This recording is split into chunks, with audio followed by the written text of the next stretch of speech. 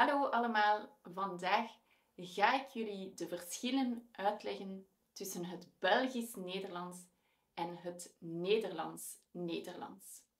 Als je mij nog niet goed begrijpt, kan je de ondertitels gebruiken. Ik ga op 3 verschillen focussen: uitspraak, woordenschat en woordvorming. Ik ga ook het boekje Nieuw in Rotterdam van Max gebruiken in deze video. Eerst en vooral is het belangrijk om te weten dat het Nederlands de officiële taal is van Nederland, een officiële taal is in België, ook in Suriname en de voormalige Nederlandse Antillen. Oké, laten we beginnen met de uitspraak. Een Nederlander zal meteen weten wanneer een persoon uit Nederland of uit België komt. En ook andersom. Het eerste verschil, een heel duidelijk verschil, is de G. De letter G. In België of in Vlaanderen spreken wij de G zacht uit. Het is een zachte G. In Nederland gebruiken ze een harde G. Bijvoorbeeld, ik zeg gezond, geven, gratis, gigantisch. Een Nederlander zal deze woorden zo uitspreken.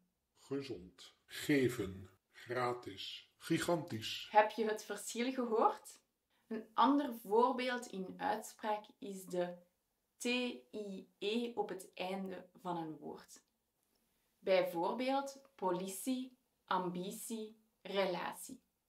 Wanneer ik deze woorden uitspreek, hoor je een si-klank. Geen ti-klank of geen tsi-klank.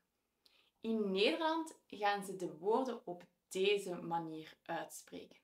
Politie, ambitie, relatie. Heb je het verschil gehoord?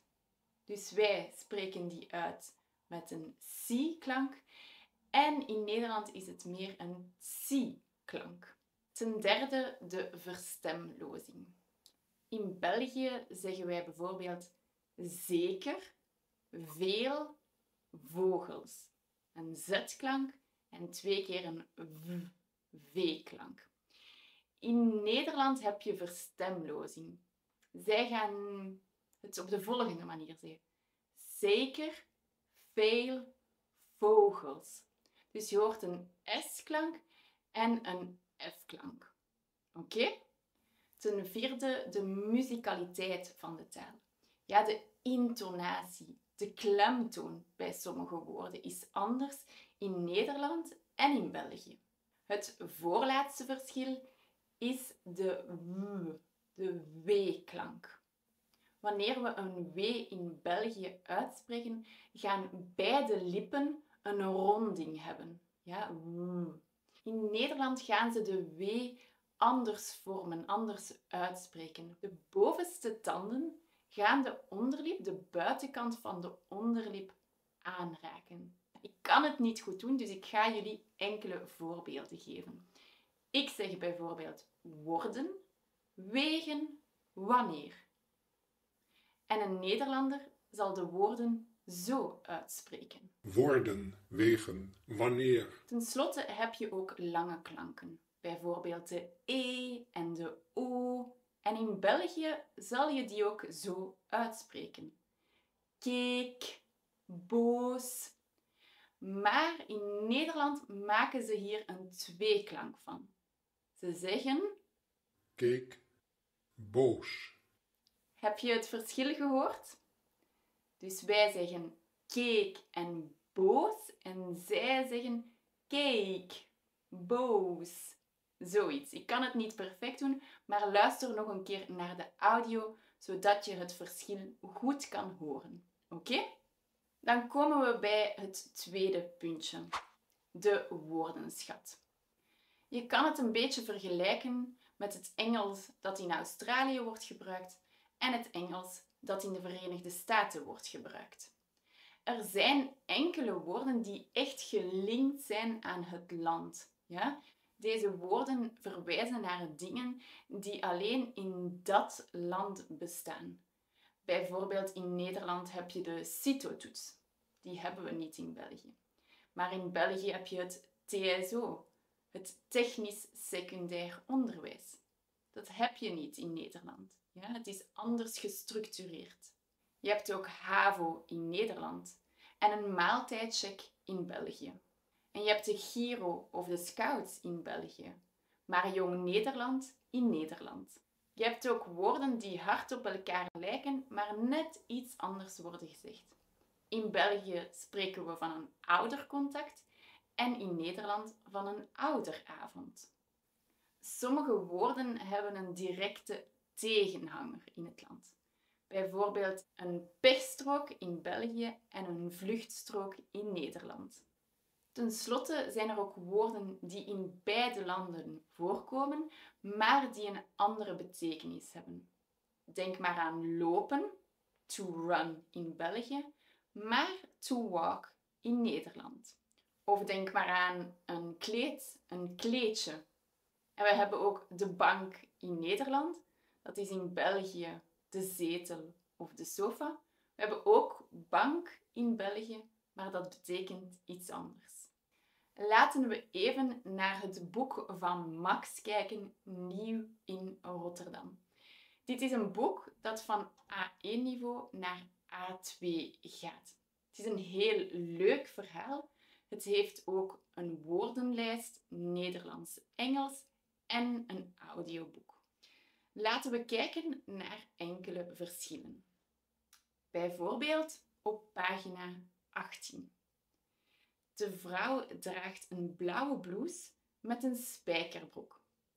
Wij kennen het woord spijkerbroek in België, maar we gebruiken het niet echt. Wij zeggen een jeans of een jeansbroek. Een ander woordje dat je vaak in dit boek zal vinden is nou.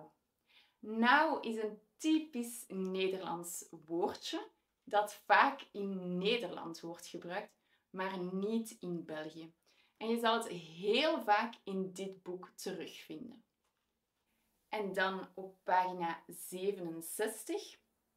Ze verkopen de grote televisie en de dure bank van Laura. De bank, het zitmeubel in Nederland, maar in België staat een bank niet in een huis. Een ander voorbeeldje. Als jullie samen lekker buiten gaan spelen, maak ik heerlijke stampot voor jullie. In Nederland gebruiken ze lekker voor alles. Voor het weer, voor activiteiten, voor eten, etc. Maar in België gebruiken we lekker vooral voor drank en eten, niet voor andere dingen.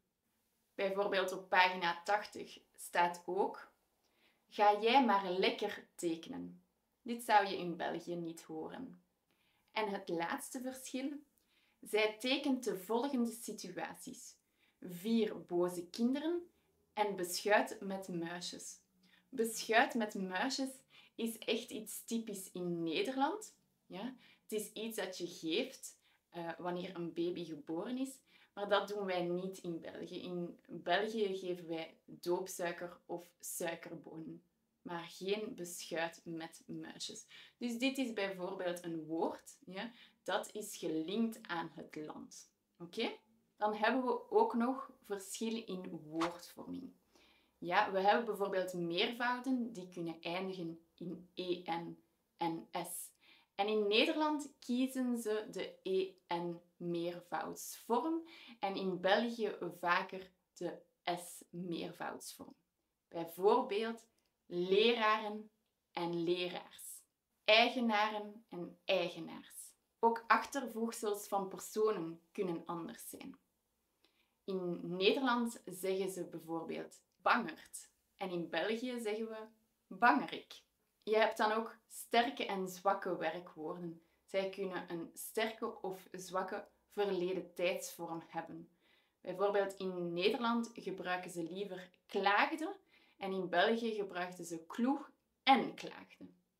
Oké, dit is het einde van de video, maar ik wil je nog 5 woorden geven.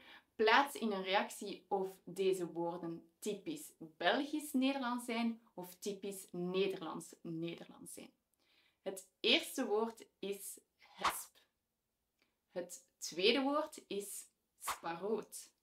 Het derde woord is een kot. Het vierde woord is een mobieltje. En het laatste woord is nonkel. Plaats een reactie en ik zal reageren of je het juist of fout hebt. Tot de volgende!